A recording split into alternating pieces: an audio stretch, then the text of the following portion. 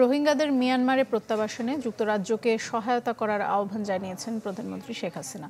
গণভবনে দেশটির Indo Pacific বিষয়ক প্রতিমন্ত্রী অ্যান মেরি ট্রেভেলিয়ান এর সৌজন্য সাক্ষাৎ করতে গেলে এ আহ্বান জানিয়েছেন তিনি। প্রধানমন্ত্রী বলেন, রোহিঙ্গারা দেশের জন্য বোঝা হয়ে যাচ্ছে।